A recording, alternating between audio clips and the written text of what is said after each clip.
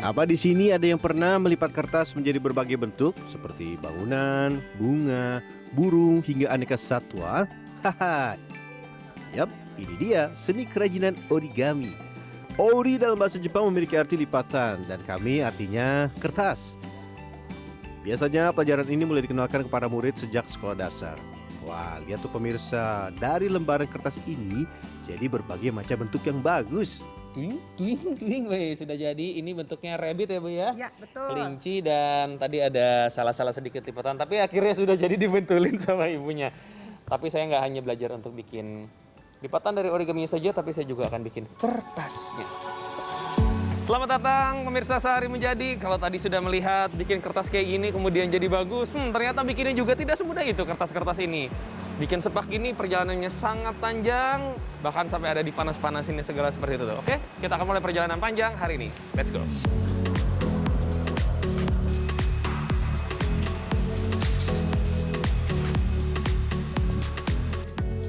Semua bermula di tempat ini, persiapan cat kertas origami.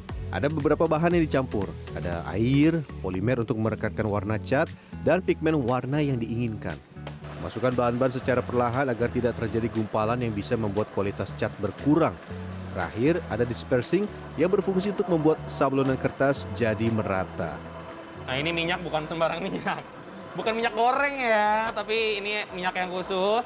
Biar kalau pas lagi di sablon tuh kertasnya dia licin ya. Rata dan nggak ada kayak gumpalan, nggak gelembung-gelembung, ataupun nggak di sini lengket banget, di sini nggak. Nah ini salah satu kuncinya pakai yang seperti ini nih.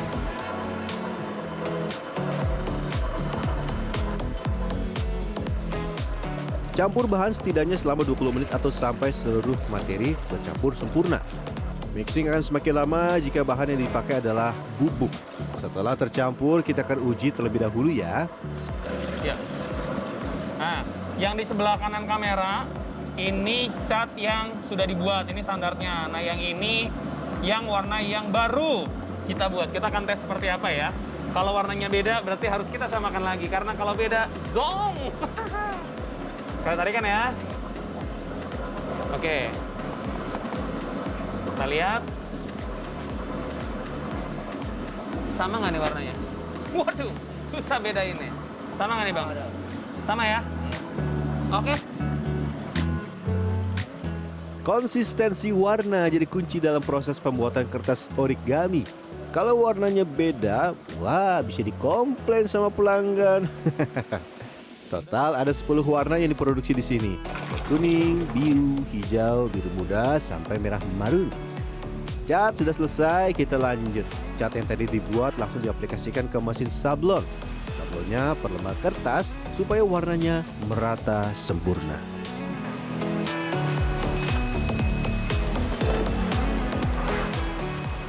Si monil ini kan dia tipis ya alatnya, jadi kalau sampai ada yang menggumpal, catnya terlalu tebal, catnya terlalu tipis, potensinya sobek. Jadi harus di-maintain, apalagi gini nih, di pinggir-pinggir suka ada gumpalan-gumpalan tuh. Setelah beberapa kertas disablon, stop sebentar ya. Kita akan uji sampel terlebih dahulu. Periksa apakah ada pola garis di hasil sablonan. Ini bisa dilakukan saat cat mengering. Kalau cat tidak merata atau menggelembung, wah biasanya ada kendala di bagian mesin. Kalau warnanya sudah sesuai, langsung dilanjut. Kertas yang dimasukkan ke mesin sablon juga jangan sampai ada lipatan sama sekali. Nah, oke. Coba lagi ya. Gini, tarik. Gini. Nah, kagak mau lurus. Yang penting kaki dan Iya. harus lurus lagi. Oh, belum lurus ya? Iya, belum. Oke. Injaknya sampai habis ini udah turun baru ngelepas. Oke. Saya takut kejepit tangan lumayan. Oke, aman. Sip. Wah, pekerja di sini cepat-cepat sekali ya. Kalau lambat, bisa-bisa produksi berkurang dan pelanggan komplain karena pesanan lama dikirim. Dalam sehari, rata-rata tempat ini mampu memproduksi sampai 10.000 lembar kertas origami berukuran 1 meter kali 60 cm. Jadi, tangan harus gerak cepat. Tapi harus teliti ya, kalau tidak... Wah, ih. Salah ya? Waduh.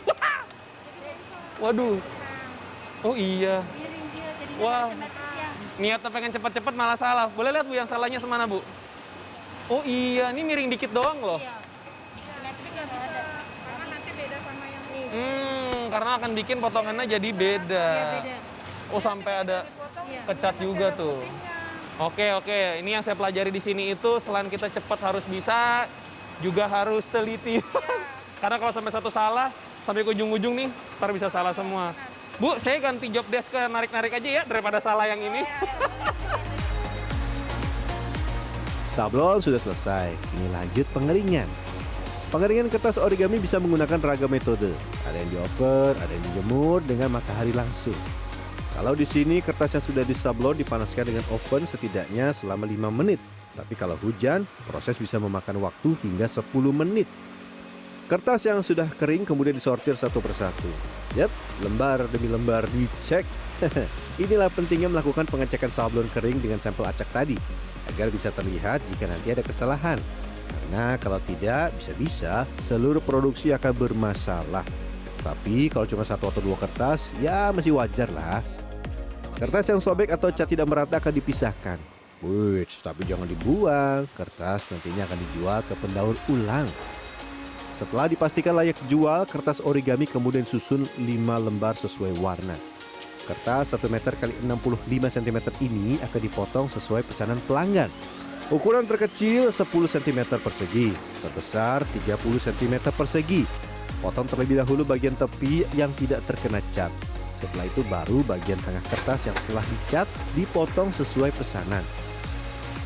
Nah, kalau kesalahan sablon hanya berdampak pada satu kertas, di pemotongan ini kalau sampai salah, wah, ribuan kertas akan gagal produksi. Nggak berani? Apa ini udah diukur tinggal naik doang. Coba. Mau nyoba.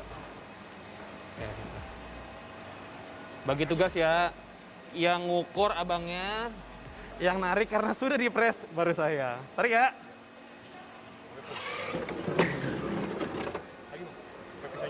Lagi? Udah? Oke. Ngeri. Kalau sampai gagal, aduh. Kesalahan bisa saja terjadi tidak hanya karena human error atau keteledoran pekerja, tapi kadang bisa juga karena kesalahan teknis, seperti kertas yang bergeser ketika dipotong. Setelah selesai dipotong, kertas langsung dikemas. Satu paket berisi 50 lembar kertas origami dengan 10 warna ini akan dikirim ke berbagai wilayah di Indonesia. Harganya juga bervariasi, mulai dari Rp3.000 sampai Rp12.000 untuk setiap kemasan. Lalu, apakah perjalanan saya sudah selesai? Wah, belum! Masih ada puluhan kilogram sisa cat yang tidak bisa langsung dibuang begitu saja. Selain penyaringan, cara lain yaitu dengan mencampur limbah dengan polyaluminium klorid dan juga aluminium sulfat atau tawas untuk penjernihan air. Proses ini bisa memakan waktu 2-3 hari hingga air jadi jernih sempurna.